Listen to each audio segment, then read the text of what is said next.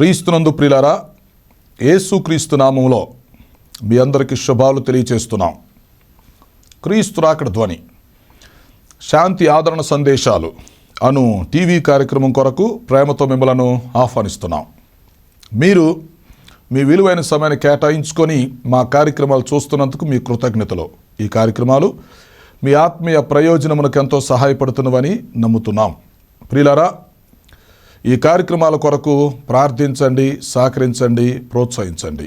ఈ కార్యక్రమాలు ఇతరులకు పరిచయం చేసి వారు కూడా చూసి మేలు పొందేటట్లుగా సహాయపడాలని ప్రేమతో మీకు మనవి చేస్తున్నాం.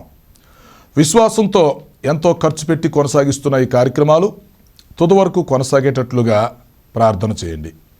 దేవుడు మిమ్మల్ని ప్రేరేపిస్తే మీరు కూడా ఒక కార్యక్రమానికి స్పాన్సర్ చేసి ఈ పరిచర్యలో పాలిభాగస్తులు కావాలని ప్రేమతో మీకు మనవి చేస్తున్నాం. ప్రత్యక్షంగా టీవీ ద్వారా మేము సువార్త ప్రకటిస్తున్నాము. పరోక్షంగా ప్రార్థిస్తున్నవారు, సహకరిస్తున్నవారు, మమ్మలను ప్రోత్సహిస్తున్న వారంతా ఈ పరిచర్యలో పాలిభాగస్తులు అని జ్ఞాపకం చేస్తున్నాం. యేసుక్రీస్తు వారు ఇచ్చిన గొప్ప ఆజ్ఞను మేము పాటిస్తున్నాం. మీరు వెళ్ళి సమస్త జనులను శిష్యులనుగా చేయడి అని ప్రభు చెప్పారు. కనుక ఈ టీవీ ద్వారా మీ గృహాల్లో ప్రవేశించి మిమ్మలను పలకరించి మీకు సువార్త చెప్పి మిమ్మలను ప్రభు రాకడ కొరకు ఎత్తబడే దేవుని సార్వత్రిక సంఘము కొరకు సిద్ధపరచడానికి మా వంతు ప్రయత్నాన్ని మేము చేస్తున్నాం. యేసుక్రీస్తు రెండవ రాకడను గురించి, ఈ ప్రపంచ భవిష్యత్తును గురించి అనేకమైన విషయాలు మీకు చెప్పి మనం సిద్ధపడి మనం ఇతరులను సిద్ధపరచడానికి దేవుడు మనకిచ్చిన ఈ మంచి అవకాశాన్ని మనం అందరం కలిసి వినియోగించుకుందాం. ప్రియులారా, ప్రస్తుతం మనం యోధా పత్రిక ధ్యానాలు చూస్తున్నాం.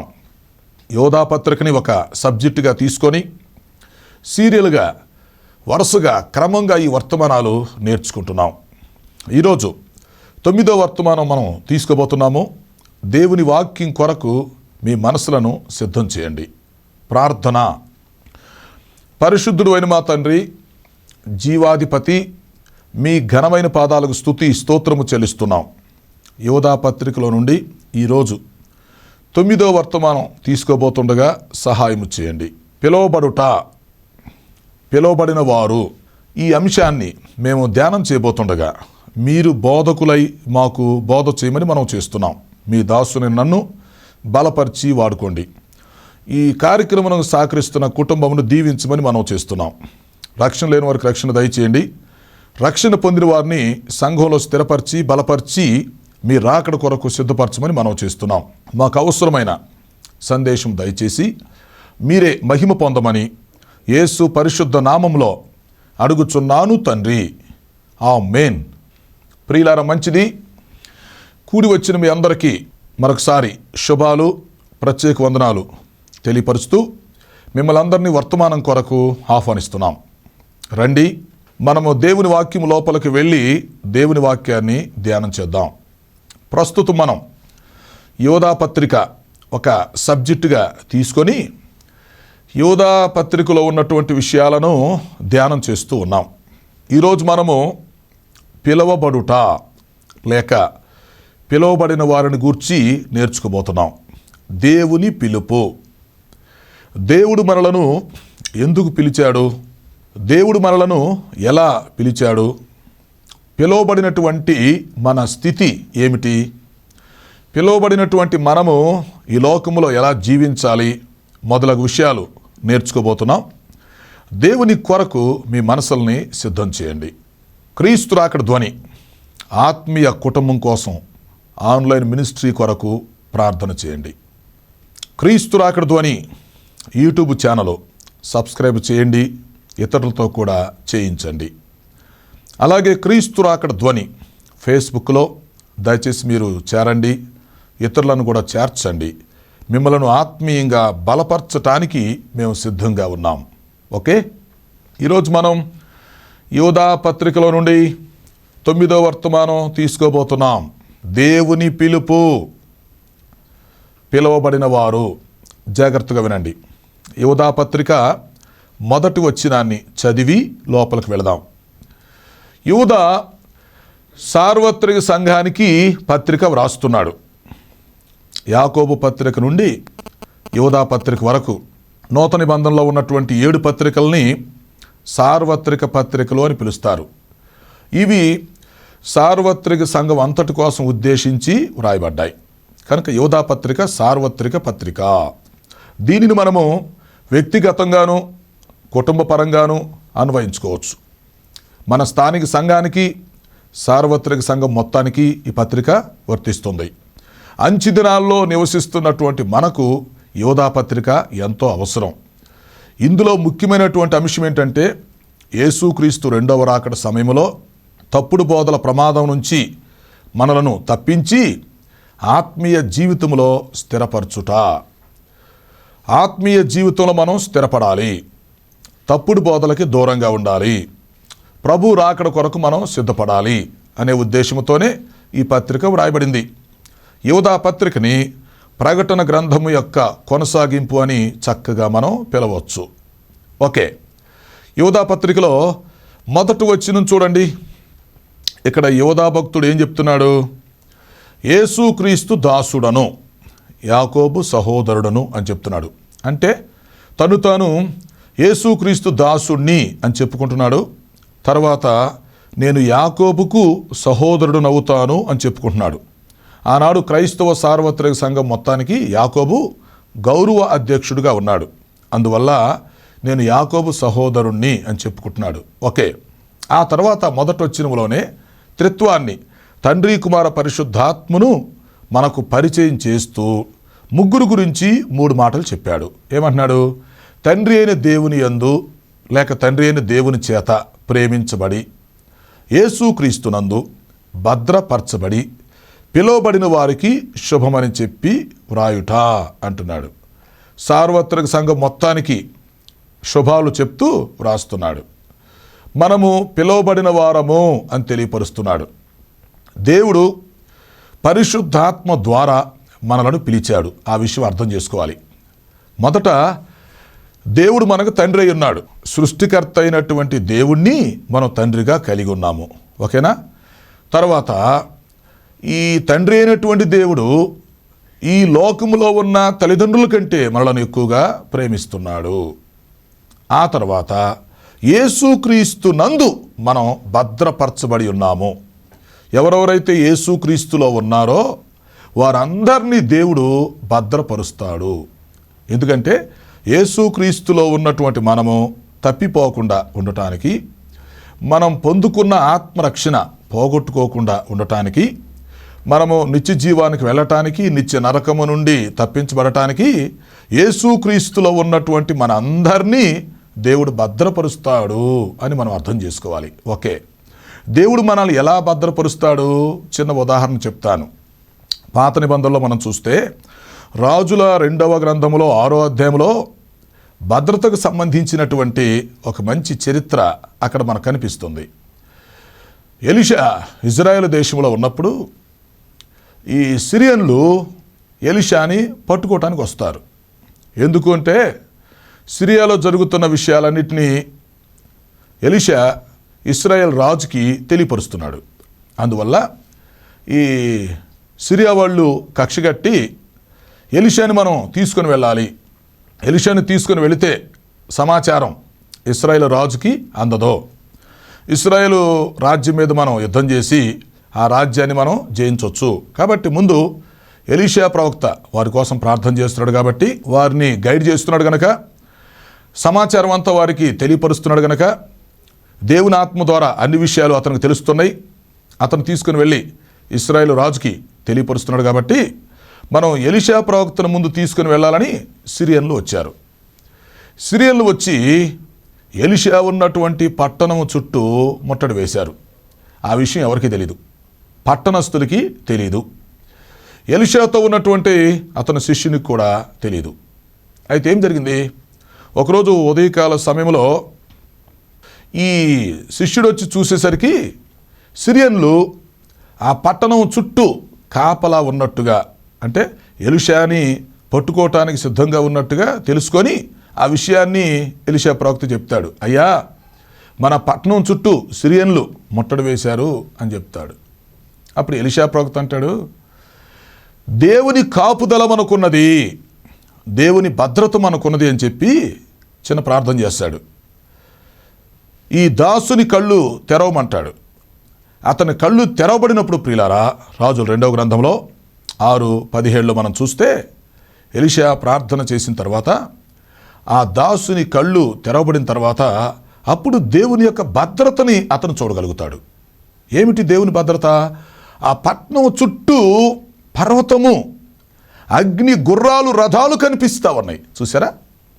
ఎలీషా ఉన్నటువంటి పట్టణం చుట్టూ పర్వతము, అగ్ని, గుర్రాలు, రథాలతో నిండి ఉన్నట్టుగా చూస్తాడు.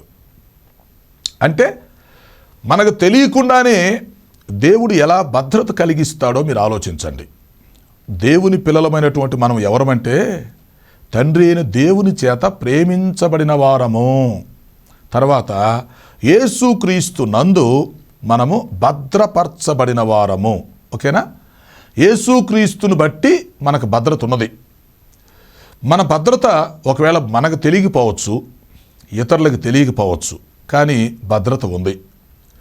దేవుని చిత్తం లేకుండా మన జీవితంలో ఏది కూడా జరగదు. మంచైనా చెడైనా జరగాలంటే అది దేవుని చిత్తమై ఉండాలి. తాత్కాలికంగా మనకి కీడో శోధనో వచ్చినా చివరికి మనకు మేలు జరిగిద్ది. ఒకవేళ మనకు శ్రమలు వచ్చినా అంతిమ విజయము మందే. దేవుడు పని ఉన్నంతకాలం మనల్ని ఉంచుకుంటాడు, తర్వాత నిత్య విశ్రాంతిలోనికి తీసుకుంటాడు.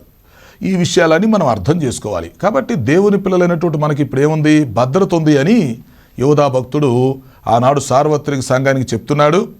ఈనాడు దేవుని పిల్లలమైన మనందరికి కూడా వర్తిస్తుంది ఈ విషయం. ఓకే, తర్వాత ఏం చెప్తున్నాడు చూడండి. పిలువబడిన వారికి శుభమని చెప్పి వ్రాయుట. పిలువబడిన వారు మనం ఎవరమంటే దేవుని యొక్క పిలుపు కలిగినటువంటి వారం. దేవుడు మనల్ని పిలుచుకున్నాడు, ఈ లోకములో నుండి మనల్ని పిలుచుకున్నాడు. ఓకేనా? ఎలా పిలుచుకున్నాడు అంటే పరిశుద్ధాత్మ ద్వారా పిలుచుకున్నాడు. ఈ లోకములో నివసిస్తున్నటువంటి మనము ఒకప్పుడు అన్ని జనులుగా ఉండి, లేక నాస్తికులుగా, నామకార్థ క్రైస్తవులుగా, వేషధారులుగా, అవిశ్వాసులుగా, అల్పవిశ్వాసులుగా ఉన్నటువంటి మనలను దేవుడు పిలుచుకున్నాడు. తన పరిశుద్ధాత్మ ద్వారా మనల్ని పిలుచుకున్నాడు. అర్థం చేసుకోండి. ఎందుకు మనల్ని పిలుచుకున్నాడు? మనం ఎందుకు పిలువబడ్డామంటే పరిశుద్ధులుగా జీవించటానికి, ప్రత్యేకంగా ఉండటానికి, దేవునికి మన జీవితాన్ని సమర్పించుకోవటానికి మనం పిలువబడ్డాం. అందరికి అర్థమవుతుందా? ప్రియ సేవకులారా, విశ్వాసులారా, దేవుని పిల్లలారా, అర్థం చేసుకోండి. దేవుడు పరిశుద్ధాత్మ ద్వారా మనల్ని పిలుచుకున్నాడు. ఎందుకు పిలుచుకున్నాడంటే ఈ లోకములో మనం ప్రత్యేకంగా జీవించటానికి పిలుచుకున్నాడు. మనం లోకస్తులతో కలిసిపోవటానికి కాదు, చెడు స్నేహాల్లో తిరగటానికి, దురలవాట్లకు, దురసనాలకి బానిసలుగా ఉండటానికి కాదండి. దేవుడు మనల్ని పిలుచుకొని రక్షించుకున్నాడు. ఎందుకంటే ప్రత్యేకంగా ఉండాలని. కానీ విచిత్రం ఏంటంటే పిలువబడినటువంటి మనము రక్షణ పొందిన తర్వాత, బాప్తీసం తీసుకున్న తర్వాత దేవుని సంఘానికి వస్తూ దేవుని ఆరాధిస్తూ కూడా లోకస్తులతో కలిసి ఉండటం అనేది దుఃఖకరమైన విషయం, శోచనీయం. లోకస్తులతో మరలా కలిసి ఉండటం, చెడు స్నేహాలు చేయటం, అవిశ్వాసులతో జోడుగా ఉండటం, అన్యులతో అవిశ్వాసులతో వివాహ సంబంధాలు పెట్టుకోవటం, వారితో స్నేహం చేయడం, ఈ దురలవాట్లకి బానిసలుగా ఉండడం, ఈ లోక మర్యాద అనుసరించటం, ఇదంతా చాలా దుఃఖకరమైన విషయం, బాధాకరమైన విషయం. ఎందుకంటే దేవుడు కొన్ని కోట్ల మందిలో నుంచి నిన్ను పిలుచుకున్నాడు. అది అర్థం చేసుకోవాలి. మనము పిలువబడిన వారం. ఎందుకు పిలువబడ్డాం? లోకస్తులతో కలిసి ఉండటానికి కాదు కదా. మనం లోకస్తుల్లాగా జీవించేటట్లయితే ఇంకా దేవుడు మనల్ని పిలవటం ఎందుకు? ఆలోచించండి. దేవుడు మనల్ని ఎందుకు పిలుచుకున్నాడంటే ప్రత్యేకంగా జీవించటానికి. మనం లోకములో ఉన్నప్పటికీ, లోకములో జీవిస్తున్న లోకస్తులతో కలిసి ఉండకుండా మనం ప్రత్యేకంగా జీవించడానికి పిలువబడ్డాం. ఒక విషయం గుర్తుపెట్టుకోండి, అందరితో సమాధానంగా ఉండాలి, కొందరితోనే సహవాసం కలిగి ఉండాలి. లోకస్తులతో స్నేహ సంబంధాలు పెట్టుకోకూడదు, లోకస్తులతో వివాహ సంబంధాలు పెట్టుకోకూడదు, అన్యుల ఆచారాలు, లోక మర్యాద మనం అనుసరించకూడదు. మనం పిలువబడిన వారం గనక ప్రత్యేకంగా జీవించాలి. అంతేకాదు ఆయన ప్రత్యేకంగా ఉండటానికి మనల్ని పిలుచుకున్నాడు. తర్వాత మనం పరిశుద్ధంగా జీవించటానికి పిలుచుకున్నాడు. లోకస్తులకు వేరుగా ప్రత్యేకంగా ఉండాలి, తర్వాత పరిశుద్ధంగా ఉండాలి. మనం పరిశుద్ధత కలిగి ఉంటే పరిశుద్ధాత్మ దేవుడు లోపలుండి నడిపిస్తాడు. మనలో పరిశుద్ధత లోపిస్తే పరిశుద్ధాత్మ బయటుండి దుఃఖపడతాడు. ఆ విషయాన్ని మనం అర్థం చేసుకోవాలి. కనుక మనం పరిశుద్ధులుగా ఉండటానికి పిలువబడ్డాం. అంతేకాదు, మనలను మనము దేవునికి సమర్పించుకోవటానికి పిలువబడ్డాం, ప్రత్యేకించబడ్డాం. తర్వాత పరిశుద్ధులుగా జీవిస్తాం. ఆ తర్వాత మన జీవితాన్ని ఆయనకు సమర్పించుకోవటానికి మనం పిలువబడ్డాం. మన కోసము మనం బ్రతక్క ఆయన కోసం బ్రతకటానికి పిలువబడ్డాం. ఆ విషయం అర్థం చేసుకోండి. దేవుడిని ఎందుకు పిలుచుకున్నాడు? ఆయన కోసం నువ్వు బ్రతకటానికి. రోమీలకు రాసిన పత్రిక 14వ అధ్యాయం 7-8 వచనాలు చూడండి. రోమీలకు రాసిన పత్రిక 14:7-8. మనలో ఎవడును తన కోసమే బ్రతకడు, మనలో ఎవడును తన కోసమే చనిపాడు. మనము బ్రతికినను చనిపోయినను ఆయన వారమై ఉన్నాము. మనం బ్రతికితే ప్రభు కోసం బ్రతకాలి, మనం చనిపోతే ఆయన కోసం చనిపోవాలి. మనం బ్రతికినను చనిపోయినను ఆయన వారుగా ఉండాలి. కాబట్టి ఆయన కోసం బ్రతకటానికి ఆయన మనల్ని పిలుచుకున్నాడు. ఆయన కొరకు మన జీవితాలు సమర్పించుకోవటానికి మనం పిలువబడ్డాం. అందువల్ల ప్రియులారా, దేవుని పిలుపుని అర్థం చేసుకోవాలి. ఇక్కడ యోధా భక్తుడు సార్వత్రిక సంఘానికి, వ్యక్తిగతంగా మనందరికీ అదే విషయాన్ని తెలియపరుస్తున్నాడు. మీరు పిలువబడిన వారు కనుక పిలువబడినటువంటి మీకు శుభమని చెప్పి వ్రాస్తున్నాను అంటున్నాడు. పిలువబడిన వారికే శుభం కలిగిద్ది, అందరికీ శుభం కాదు. పిలువబడిన వారికే ఈ పత్రిక వ్రాస్తున్నాను అని చెప్తున్నాడు ఆయన. కనుక పిలువబడినటువంటి మనం ఏం చేయాలి? పిలుపుకు తగినట్లుగా జీవించాలి. ఓకే, పిలుపుకు సంబంధించి కొన్ని విషయాలు చెప్తాను, నోట్ చేసుకోండి, గుర్తుంచుకోండి. కొరింథీయులకు రాసినటువంటి ఆ మొదటి పత్రికలో మొదటి అధ్యాయంలో చూడండి, 1:9 మనం చూస్తే, తన కుమారుడైనటువంటి యేసుక్రీస్తుతో మనం సహవాసము కలిగి ఉండటానికి పిలువబడ్డామని చెప్తున్నాడు. ఎంత అద్భుతమైన విషయం అండి! దేవుడు మనల్ని ఎందుకు పిలుచుకున్నాడంట? తన కుమారుడైనటువంటి యేసుక్రీస్తుతో మనము సహవాసము కలిగి ఉండటానికి పిలువబడ్డాం. ఓకేనా? తర్వాత అక్కడే చూడండి, కొరింథీయులకు రాసిన మొదటి పత్రికలోనే మొదటి అధ్యాయం 26వ వచనం నుండి చూస్తే, ప్రియులారా మిమ్మును పిలిచినటువంటి పిలుపును చూడండి అంటున్నాడు. అవును, దేవుడు మనలను పిలిచినటువంటి పిలుపుని మనం అర్థం చేసుకోవాలి. మనలో జ్ఞానులు, గొప్ప వంశపు వారు పిలువబడలేదు. దేవుడు మనల్ని ఎలా ఏర్పాటు చేసుకున్నాడు? జ్ఞానులను సిగ్గుపరచడానికి దేవుడు వెర్రివారిని ఏర్పాటు చేసుకున్నాడు కదా. కనుక దేవుడు మనల్ని పిలుచుకున్నాడు, మనం ఆయన ప్రణాళికలో ఉన్నాం. అసలు సంఘం అంటే అర్థం ఏంటి? సంఘానికి నిర్వచనం ఏంటి? దేవుని పిల్లలుగా అనగా పరిశుద్ధులుగా ఉండుటకు పిలువబడిన వారికి శుభమని చెప్పి వ్రాయట అని రోమపత్రిక 1:1 చెప్తాడు. కనుక సంఘం అంటే ఏమిటంటే దేవుని పిల్లలుగా ఉండటానికి, పరిశుద్ధులుగా ఉండటానికి పిలువబడిన వారే సంఘము. ఎవరైతే లోకంలో నుండి పిలువబడ్డారో ప్రత్యేకంగా జీవించటానికి, పరిశుద్ధులుగా ఉండటానికి, దేవుని పిల్లలుగా ఉండటానికి, దేవునికి తమ జీవితాలు సమర్పించుకోవటానికి పిలువబడ్డారో వారిని సంఘం అని పిలుస్తారు. కాబట్టి మనము దేవుని యొక్క సార్వత్రిక సంఘంలో సభ్యులమై ఉన్నాం. ఆ విషయాన్ని అర్థం చేసుకోండి. మనము దేవుని యొక్క సార్వత్రిక సంఘంలో సభ్యులం. ఓకే, మనము దేవుణ్ణి ఆరాధించేటువంటి ఆరాధికులం. దేవుడు మనల్ని పిలుచుకున్నాడు. ఎందుకు పిలుచుకున్నాడు? అంతేనా? మనల్ని రక్షించుకోవటానికి పిలుచుకున్నాడు కదా. మనందరికీ ఆత్మరక్షణ ఇవ్వాలని మనల్ని పిలుచుకున్నాడు. అంతేకాదు, ఎందుకు పిలుచుకున్నాడు? మనలను నిత్య నరకము నుండి తప్పించి మనకు నిత్య జీవం ఇవ్వటానికి అని పిలుచుకున్నాడు. ఈ విధంగా మనం ఆలోచిస్తే దేవుడు మనల్ని ఎందుకు పిలుచుకున్నాడు, ఎలా పిలుచుకున్నాడు అని ఆలోచిస్తే ఎన్నో రెఫరెన్స్లు ఉన్నాయి బైబిల్లో, ఎన్నో కారణాలు ఉన్నాయి. కొన్ని విషయాలు మీకు తెలియపరుస్తున్నాం. కాబట్టి మనం రక్షణ పొందాలనే ఉద్దేశంతో, నిత్య జీవాన్ని పొందుకోవాలనే ఉద్దేశంతో పిలువబడ్డాం. ఆయన కుమారుడైనటువంటి యేసుక్రీస్తుతో మనం సహవాసం కలిగి ఉండటానికి పిలువబడ్డాం. ఎంత గొప్ప విషయం అండి ఇది! అక్కడ చూడండి, తిమోతికి రాసిన 2వ పత్రికలో 1:10, పౌలు భక్తుడు తిమోతికి రాసిన 2వ పత్రిక 1:10 మనం చూస్తే, దేవుడు పరిశుద్ధమైన పిలుపుతో మనల్ని పిలిచాడు. అబ్బో, చూసారా? మనల్ని పిలవటం మాత్రమే కాకుండా మనలను పిలిచినటువంటి పిలుపు కూడా పరిశుద్ధమైన పిలుపు. ఓహో, పరిశుద్ధమైన పిలుపుతో మనం పరిశుద్ధులుగా జీవించటానికి దేవుని ఆత్మ చేత పిలువబడ్డాం. పరిశుద్ధాత్మ దేవుడు మనల్ని పిలుచుకున్నాడు అంతే. పేతురు రాసినటువంటి 2వ పత్రిక 1:10 చూడండి.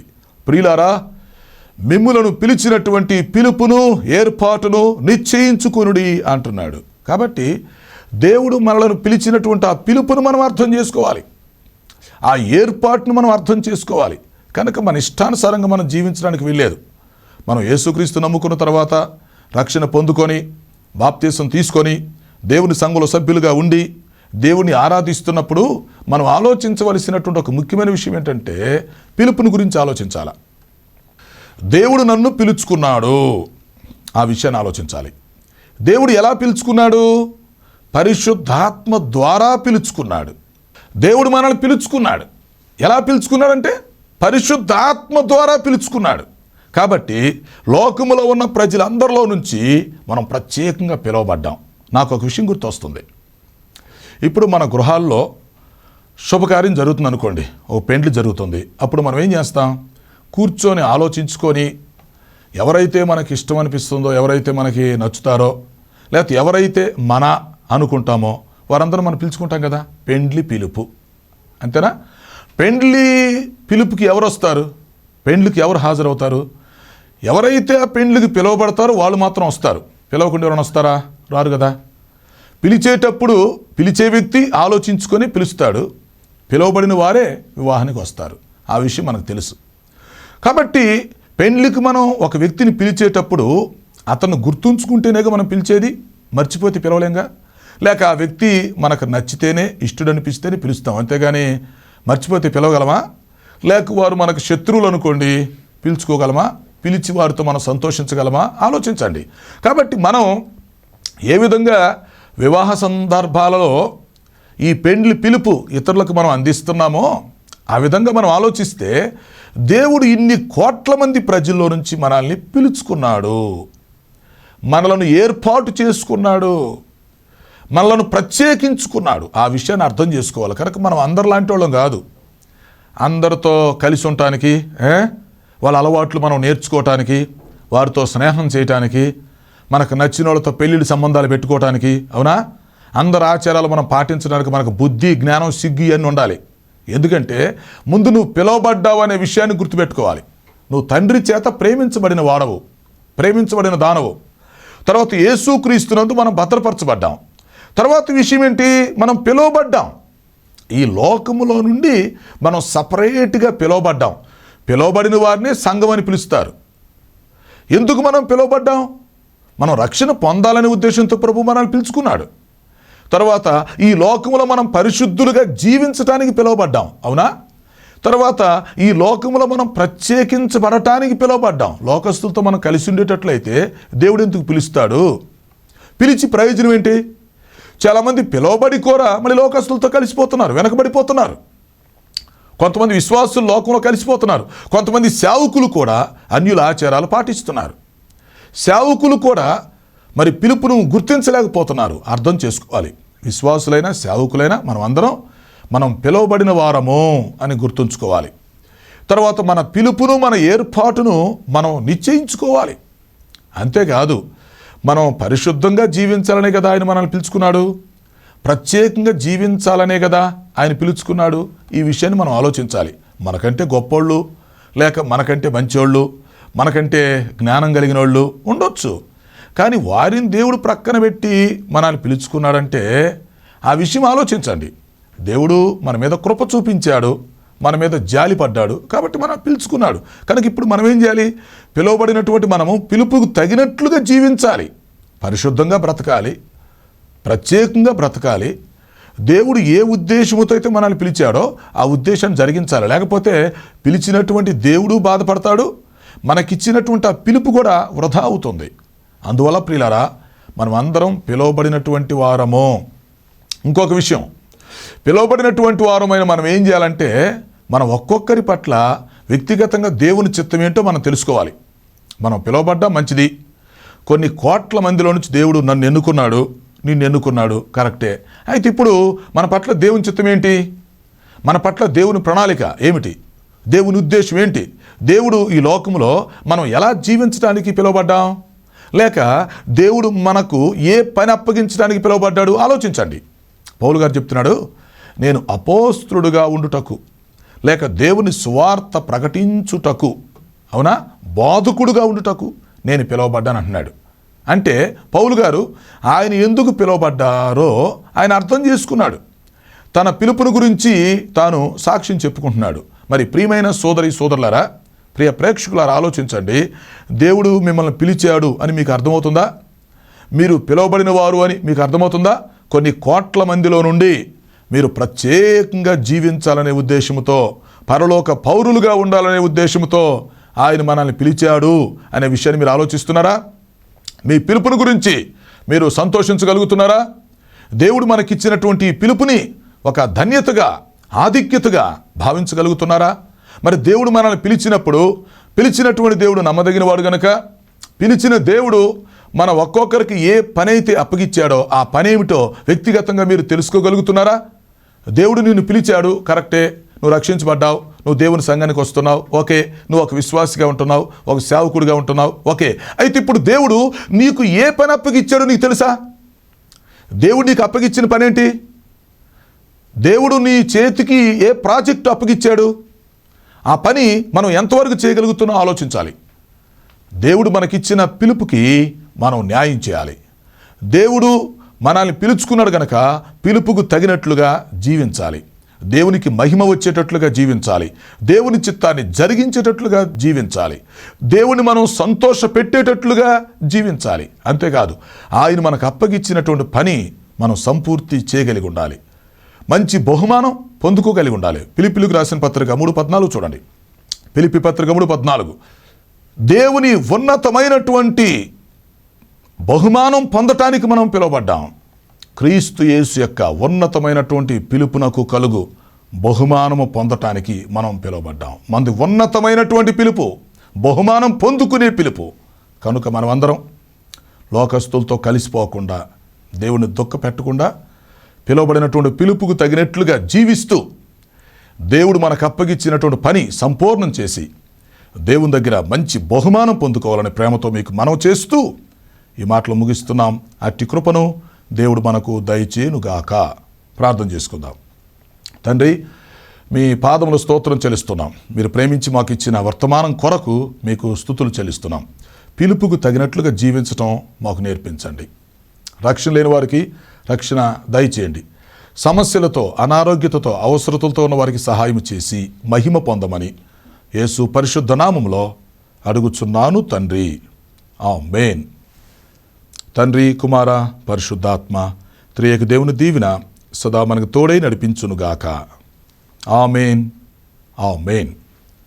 ప్రియులారా, ఈ కార్యక్రమాలకు మీరు స్పాన్సర్ చేయాలని ఆశించినట్లయితే మా సెల్ ఫోన్ నెంబర్కి SMS చేయాలని మీకు మనవి చేస్తున్నాం. 9440402368 9440402368. God bless you.